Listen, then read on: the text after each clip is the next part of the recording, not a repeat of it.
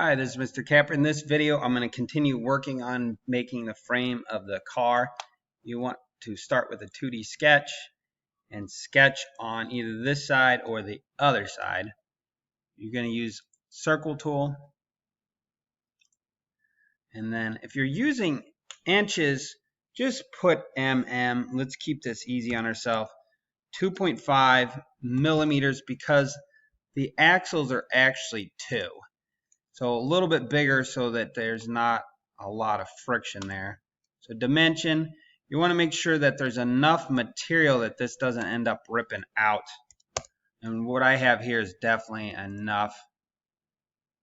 And I'm going to break the rules and not have a common reference point. Bad on me, I know. And then I'm going to do the same thing over here.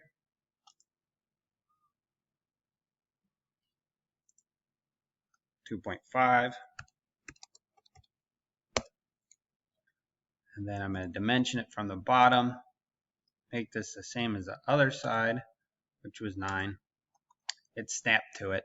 And then from the edge here over, center it, which doesn't have to be, but if you want this thing to look pretty, you want to do that. And then what you're going to do is extrude and cut this through both of these. So choose both circles,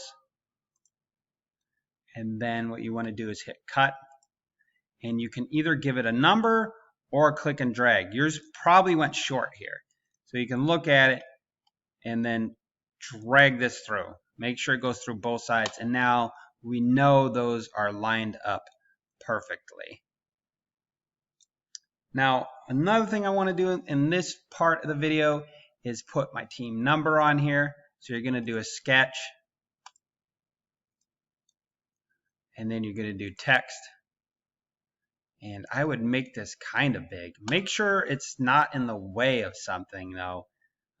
If the solar panel is being mounted on this end, then you definitely don't want to put it right here. You could change the font and everything. Just make sure that's highlighted when you do that. And then one thing I didn't show you guys, if you want to rotate something, you need to select what you want to rotate, tell it where it's rotating upon. It doesn't matter where you click. And notice you can rotate this around.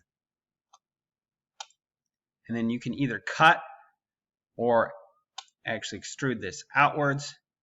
The thing is, be careful. Where I put it here is so close to the axle that you really want to be careful. I don't want to cut too far into this too and have my car break apart. So it's up to you if you want to go all the way through, but be careful. I'm going to cut mine.